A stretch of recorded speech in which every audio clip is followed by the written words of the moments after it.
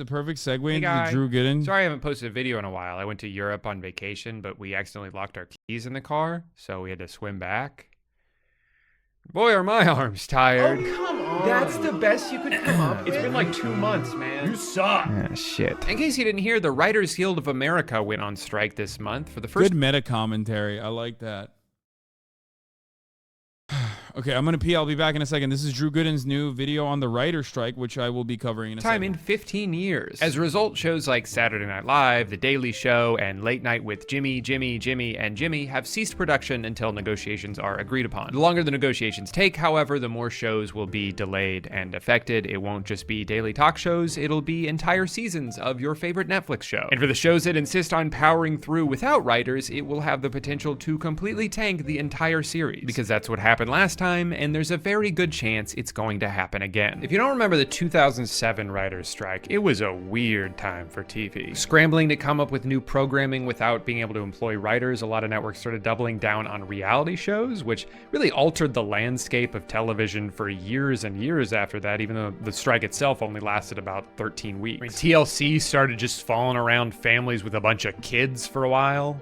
That was kind of weird. The Apprentice went from being nearly canceled to one of the most popular shows on TV, which I'm sure didn't have any political ramifications about 9 years later. But maybe worst of all, they started airing Price is Right at night. A lot of scripted shows at the time basically imploded from the strike. Seasons would be cut short, or instead they'd just try to keep on making them without the writers, and that was usually a disaster. The one I personally remember being affected the most was Heroes. This show was so fun to watch when it first came out. It felt like a big event that like everyone was tuned into. But starting out, it was very similar to Lost's first season, where you've got like this huge ensemble of characters, and as it goes, you kind of spend each one episode fleshing them out each individually, and you start to realize how they're all intertwined. I remember the finale being like hinted at from the beginning, so you kind of knew where everything was going to converge, but you were still fascinated just to see how they would get there. No, Heroes! Also, the main villain of the show could cut people's heads open by pointing at them.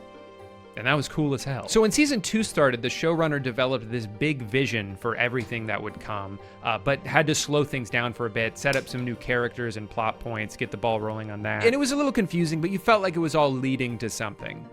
Until the writer's strike hit. Suddenly they have to scramble to condense 12 episodes into a 2-part finale, and what was already a little bit of a mess only gets 100 times messier. All of the momentum the show needed going forward was gone. A lot of these new characters got so little airtime, but then became integral to the story, and in the dust was left a show that ultimately survived the strike, but never fully recovered from the damage. Most movies weren't affected nearly as much as scripted TV was, but the ones that were hit hard. Quantum of Solace was shot with very little script, and obviously no writers on set, so they just had Daniel Craig improvise lines that he thought James Bond would say, and you know, we'll fix it in post. They did not fix it in post. Transformers Revenge of the Fallen began filming with no script, just a 14-page outline written by Michael Bay himself. What? What the fuck? Yo, I did not know that. Oh my god, they made such fucking dog shit, dude. That's crazy. Michael Bay was like, I don't need a script. It's just explosions anyway. Knowing Transformers, 14 pages actually kind of seems like a lot. I can only assume he was using a really big font. But as rough as things got for the movies that bombed and the shows that got canceled, these failures were ultimately necessary for the Writers Guild to win, because they were able to prove the value that they had to companies who seemed to think that they didn't have any. All it took was hundreds of millions of dollars in lost revenue for Universal and Paramount to be like, wait, if we don't have writers to write the shows, then we can't make any shows. Why do people keep saying new internet historian? Internet historian came out with a new video? Really?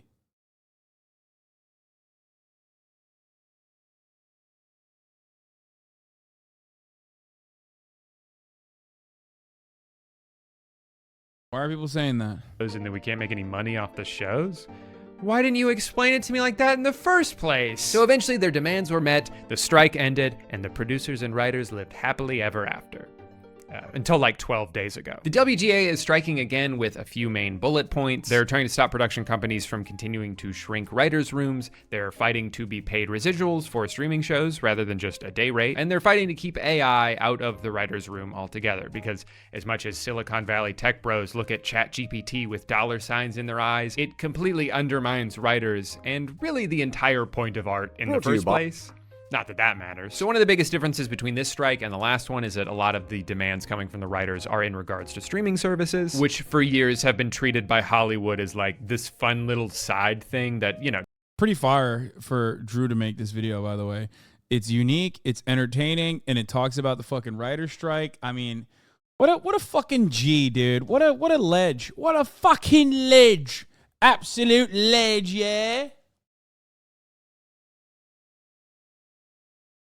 Fucking hell.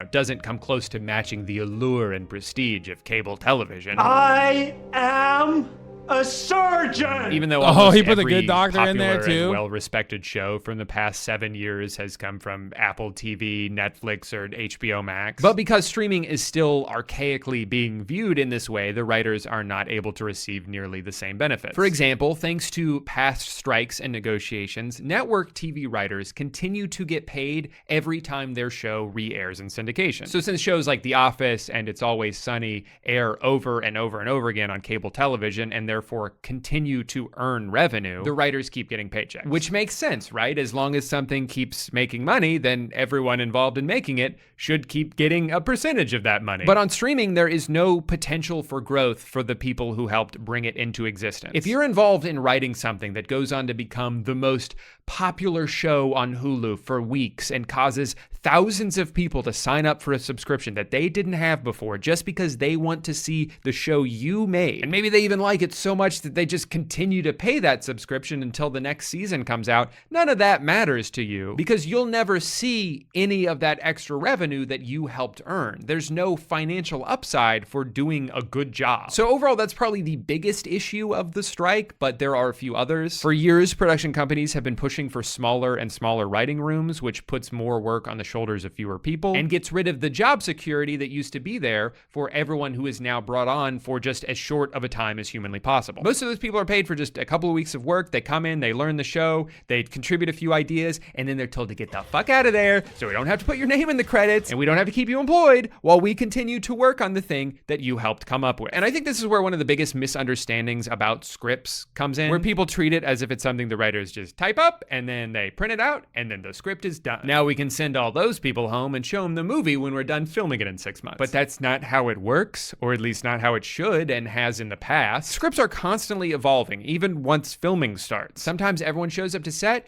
and a joke doesn't really work as it was written because it just doesn't sound right coming from the actor, or a prop doesn't look like the way they had intended and now this line doesn't make sense. It's wild that you gotta fucking describe this and how important it is. And originally I thought like, oh no, everybody understands that like writing is important. And then I realized, and then I, started streaming on twitch.tv one day when the writer's strike was happening, and people didn't even recognize that like the set you see, like what you see with your eyes, what you visualize, what you were seeing with your eyes was written on a script at some point, and people didn't even get that. Like people literally do not understand that like when you see a set, you think that like, oh, it came there on its own. Like, no, man, someone wrote that in there. So then they hired like a set designer and a bunch of other teams to basically put that together. Yeah, like when we were watching the trailer for 10 Cloverfield and someone was like, there's no lines in this, dog. What did the writers write? Everything. Fuck. Or the location doesn't accommodate the shot that they had planned. So now we got to quickly get together and figure out an alternative because every second that we don't get work done, we are burning through our budget. Let's brainstorm, guys. From what I've heard from people in the industry, this stuff happens literally every day. It's just how filming goes. So having people in the room who wrote the words and understand the story inside and out is the best way to make a quick change that doesn't disrupt the flow of filming. It's a collaborative process from everyone involved in order to make the best thing possible. And sometimes that means adapting on the fly rather than just, sticking with words that were typed 4 months ago, no matter what happens. But like I said, this entire part of the process has slowly been getting cut out in order to save costs, and this is having two major effects on the industry. One, it's making shows not as good as they could be because you're having fewer people on set to contribute ideas when changes are inevitably needed. And two, writers are missing out on the invaluable experience that comes with being on set during your production, where they would get a glimpse into the entire process and everything that goes into bringing these scripts to life. Experience that historically has been vital as these writers continue to move up the career ladder to showrunner, director, executive producer. Like, they have to realize that they're cutting out this entire sector of built-in, inexpensive, on-the-job training in an industry where more and more money keeps getting thrown at these giant productions, but then you're handing the keys over to people who've never been even remotely taught how to be in charge of something like that. In my own experience, I had a full room for 20 weeks with a brilliant group of writers. None of them were allowed to come to set. Their contracts ended before we started production. So they're all technically writer-producers. Some of them had the title of producer, but they were not welcome to set to produce their episodes, which is both robbing the show of their perspective. But your point is, it's robbing the future of the industry, because What's so funny is that a lot of those guys are like copywriters with blue check marks, talking about people that direct and come up with the entertainment they enjoy. Bitch, you're a writer. You write shitty marketing type. You're not better. Yeah, well, that's the difference, because like, it's almost like you listen to Chapo in their latest episode. Yeah, everything revolves around Chapo in their latest episodes. So the thing is, I mean, I love Chapo. They're my friends, but like, come on now.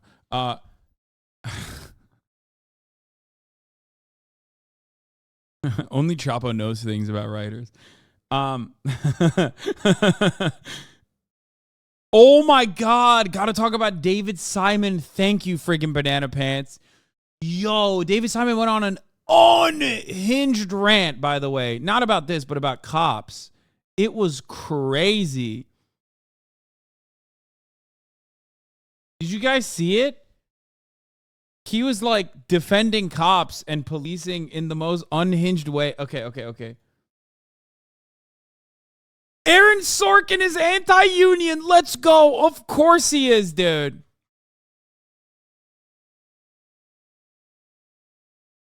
But a union makes sense when people have more power as a group on having shared credit, just right process on the strike. I'm also one of the 9% of the Writers Guild who did not write the vote to support the strike.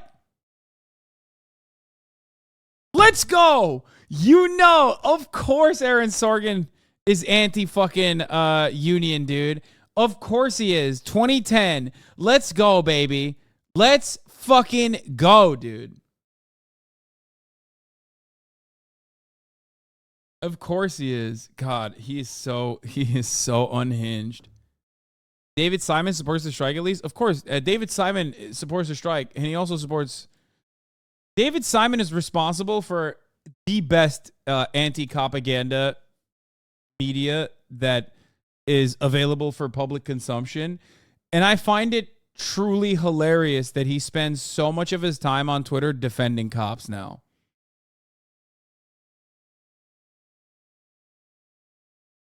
Like, where is it? I need to find it. Not the writer's strike one. We'll do one good. We'll do one good David Simon on the writer's strike thing, and then we'll do one on him defending cops. Okay. So Richard Hanania, who is a fucking absolute freakazoid, okay, wrote this. I don't have much hope that we'll solve crime in any meaningful way. It would require a revolution in our culture or form of government. We need more policing, incarceration, and surveillance of black people. Blacks won't appreciate it. Whites don't have the stomach for it. So he just wrote that out loud, which is like insanely racist, right? I mean, absolutely unimaginably racist.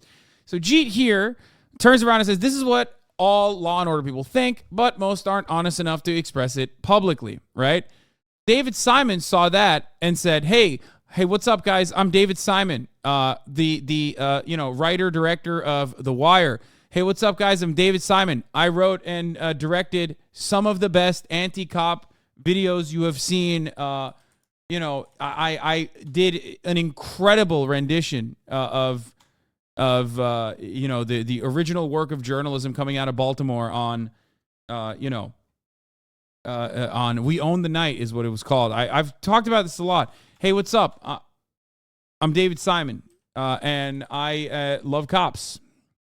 Hello. He worked on, hey, what's up? I'm David Simon. I worked on the Baltimore Sun City desk for 12 years and wrote Homicide, a year on the killing streets.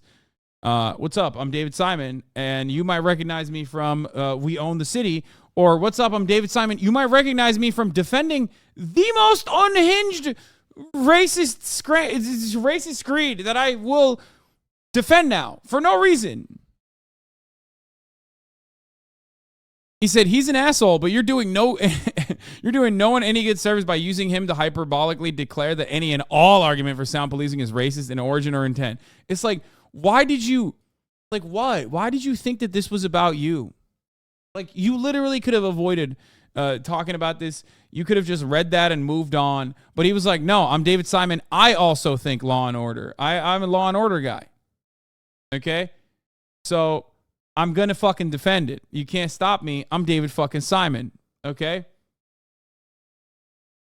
It isn't. And a deterrent based on competent retroactive investigation of felonies works.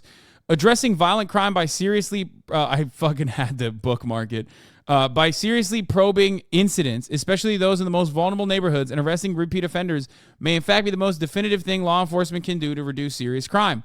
This has been demonstrated dramatically by several policing initiatives going back to Boston's remarkable programming in 1995. And nothing here argued for profiling or targeting or randomized engagement with black citizens. That shit is certainly worth condemning. But the fact is, when police fail to seriously probe and resolve crimes against vulnerable communities, crime goes up. So here's one thing I have to mention.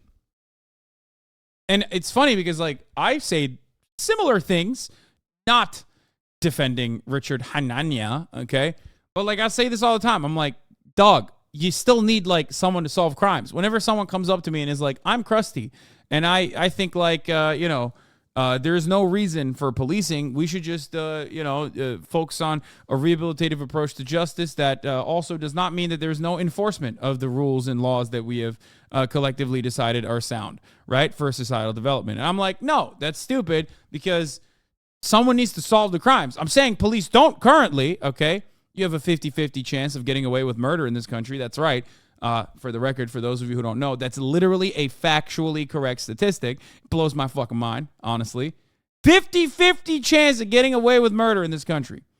Only 50% of murders are cleared. Okay, so let's continue, right? So they're not even doing a good job. Okay? So, but ultimately, it doesn't matter. It doesn't matter because, like, you still need a group of people to just be like, yeah, we gotta solve it. Like, we gotta solve crimes, right? We gotta solve crimes. Is that a W or an L for murder? It's 50-50. It's a W murder or L murder, depending on where your position's at. Okay? So, a bit of a W for murderers and a bit of an L for the murdered. So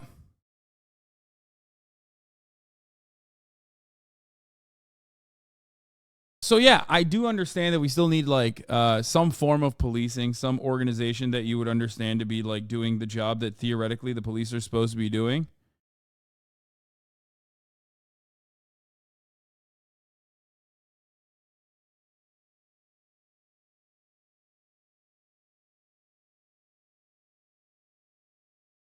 Hold on one second.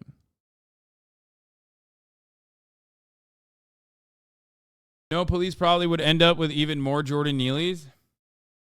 Anyway, my point is, this is the most awful way of like explaining the situation because you seem like you are retroactively defending what Richard Hanania said, which was racist as fuck. That's not what policing is, dog. He's not talking about like, not a single part of this is talking about like solving crimes in, more marginalized communities. He's literally saying over police and occupy black neighborhoods. Like, he's not even hiding it. He's just very openly saying that. So why the fuck would you ever try to like put liberal seasoning on that fascist spice? and try to make it more like appropriate.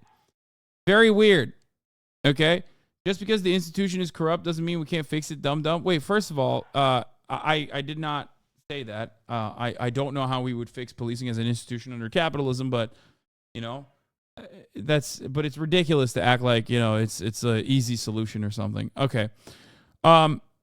Anyway, Boston's remarkable programming, pro result. See Louis' ghetto side for a bracing test of this reality, or note my city where collapse of the arrests for homicide from 70% to a current 13% is the difference between 220 slayings a year and 350, most of whom are young, male, and black.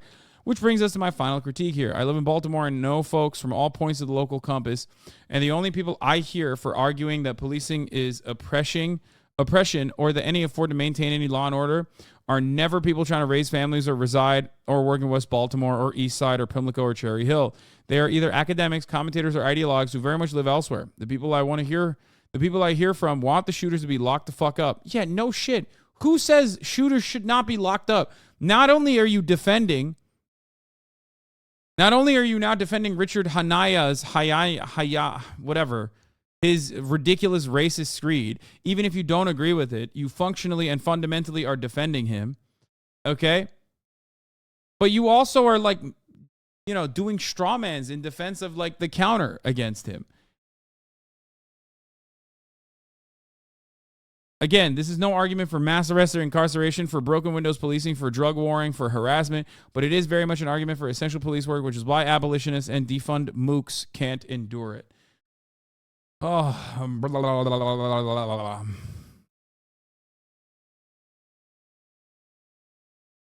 You and I have such different bookmarks.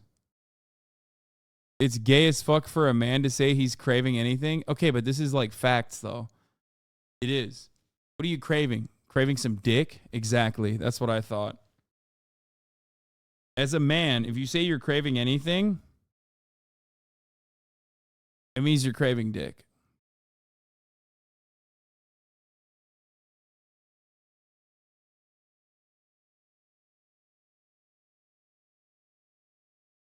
True.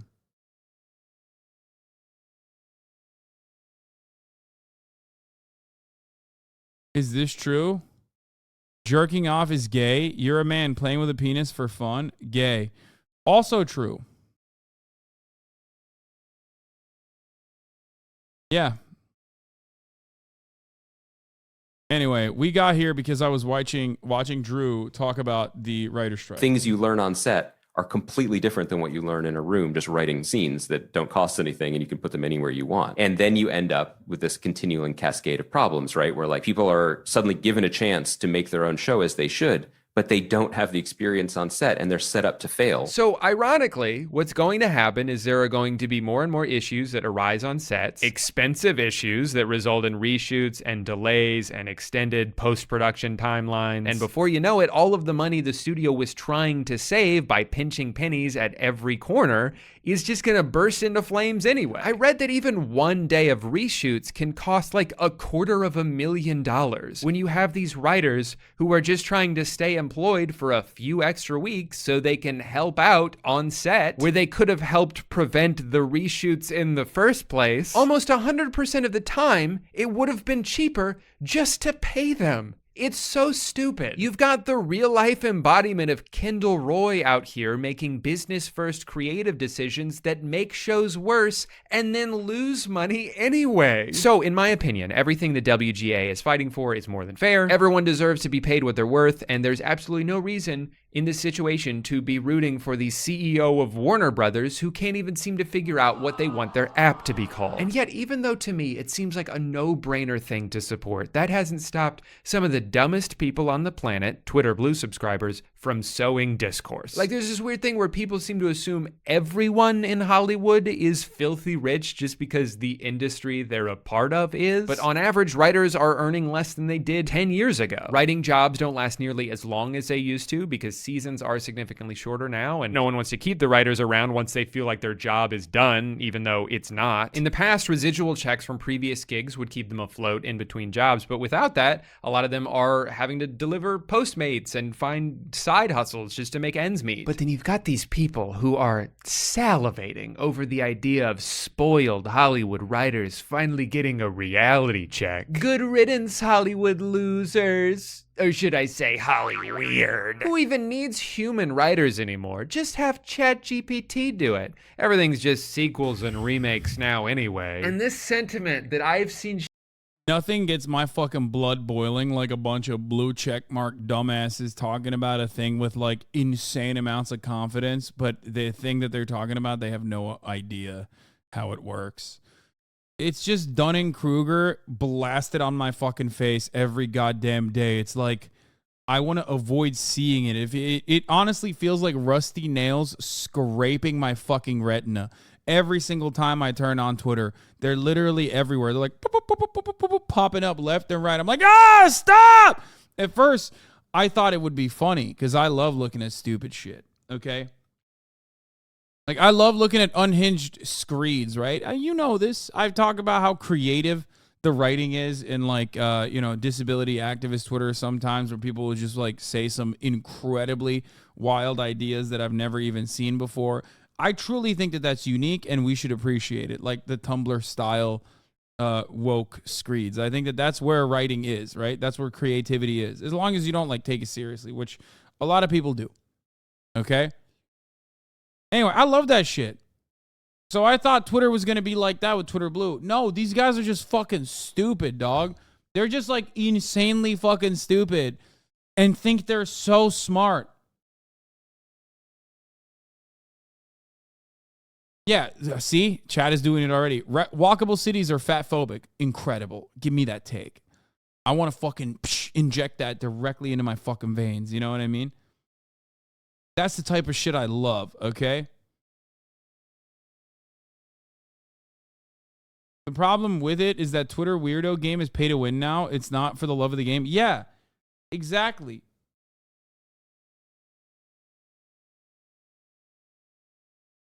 It sucks.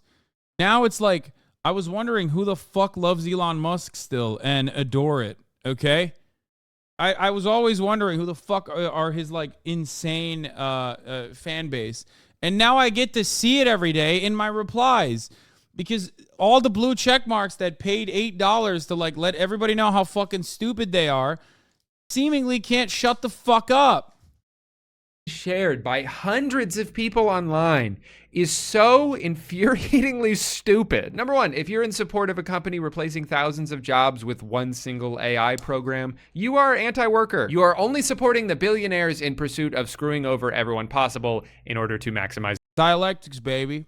their wealth. Now, I understand that you don't give a shit because you don't see any value in creative jobs and think that everyone who complains about it should just go into a real line of work. If you didn't want to get replaced by AI, then learn to code. Disregarding how joyless of an outlook this is to have on life, one where no one gets to make art or do anything they're passionate about, and we should all just be typing code all day while computers get to do all the fun stuff, what makes you think only writing jobs will be replaced by AI? They're not going to stop at the job. Twitter isn't a human right, though. It's kind of shitty of Elon, but the main issue is with Turkey. See, this is the other reason why I'm not, like, reeling too much from the impact of Twitter.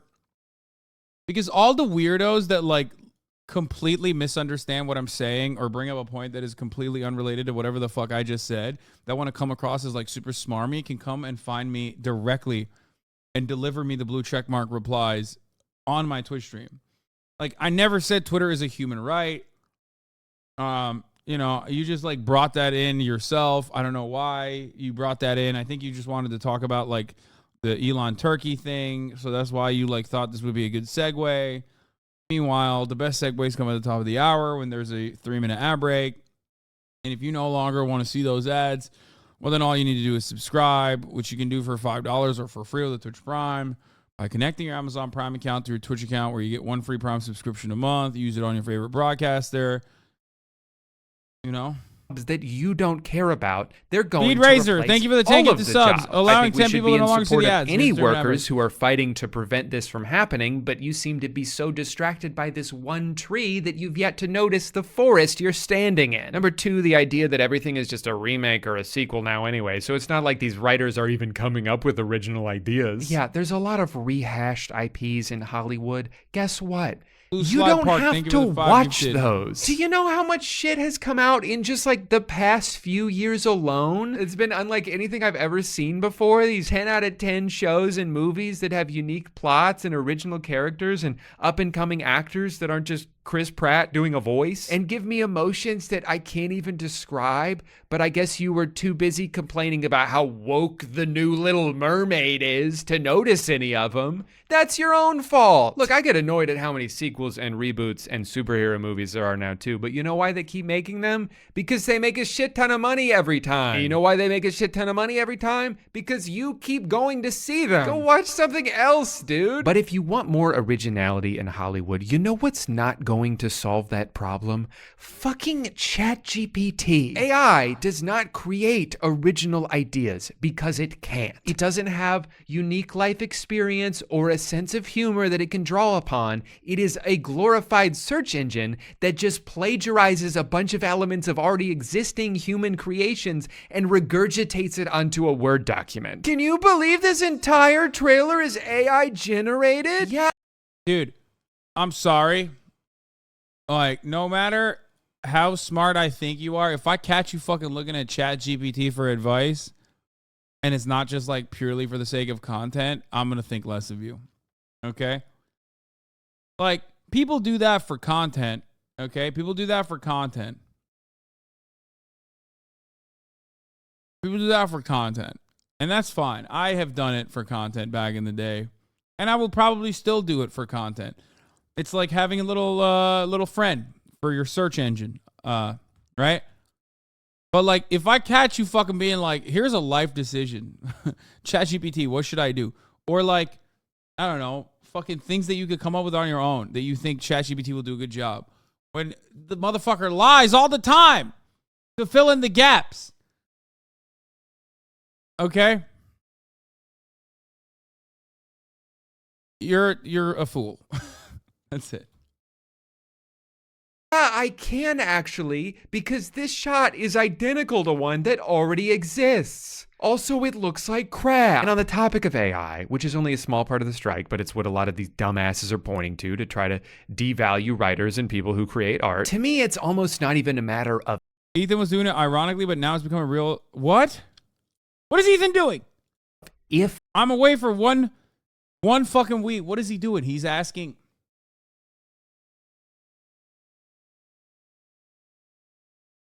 He's asking ChatGPT, what the fuck? an entire show could be written by ChatGPT, it's that even if it can, I don't give a shit. I have negative interest in watching like an algorithmically generated show written by software. Using math, we've perfectly optimized this script for human enjoyment. Like, that's what we're gonna do now? No thanks. I like watching TV and movies because they're a celebration of human creativity. I want to see people tell stories about their lives or turn hard times into art because it's incredible that it's even possible to do that. And when you see something that resonates with you and speaks to a part of you that you've never quite been able to put into words and makes you feel emotions like that, that's that good shit. And then you get done watching it, you can look up behind the scenes videos and interviews with the director and the writers and figure out like how they filmed this crazy shot or how they came up with the idea for the ending. Like, I just think it's one of the most beautiful things that we as a human race have created.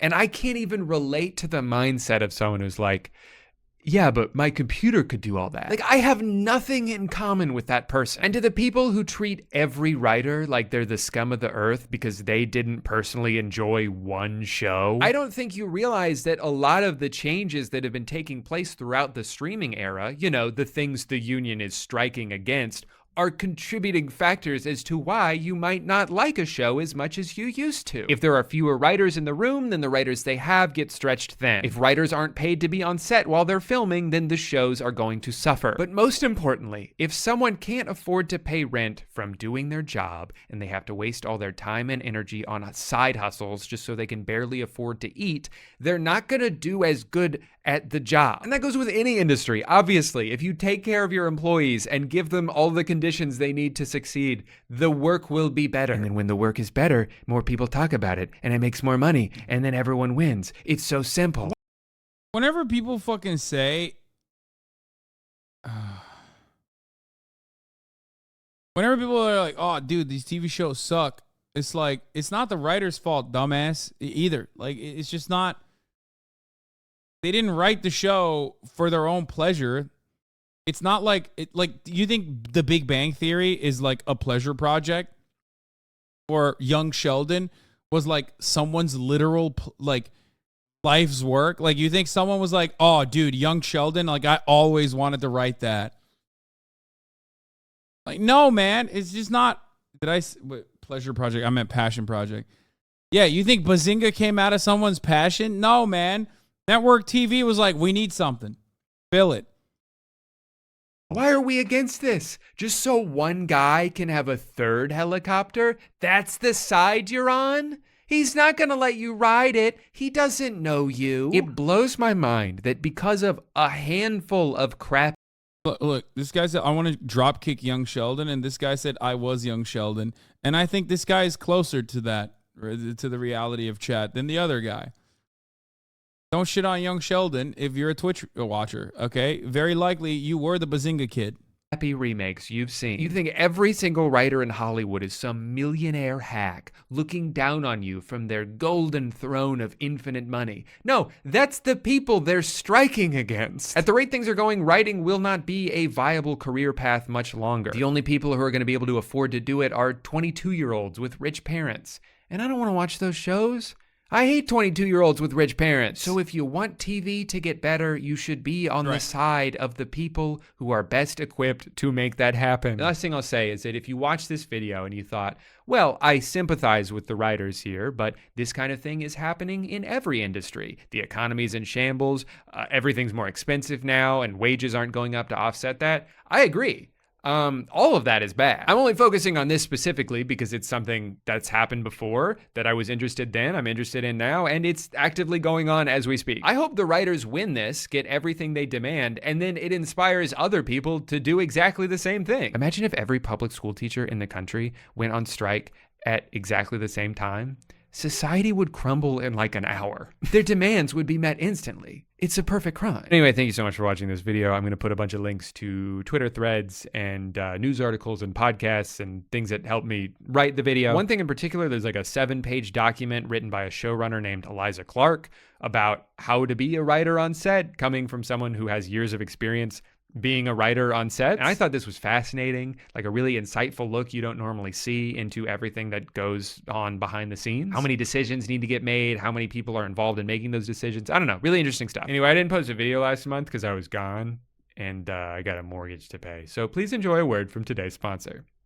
Hey, don't click off the video. Hey, so I've got a secret, and it's about my wife. At around the same time every night, she turns to me and she says, Drew, I'm hungry. And I'm like, again? We just had dinner yesterday. It's like this never-ending thing with her. We'll eat a meal together, everything will be fine, and then the next day it's like, what, yesterday didn't even happen? Did you forget? For years I was struggling to keep up with her insatiable appetite. I mean, where I come from, we have one big meal a year and then we sleep through the winter. I was about to lose my mind. Until I heard of today's sponsor, HelloFresh. To put it as simple as possible, HelloFresh is ingredients in bags in a box that gets shipped to your house and then you cook it into food. I don't have to waste any more time going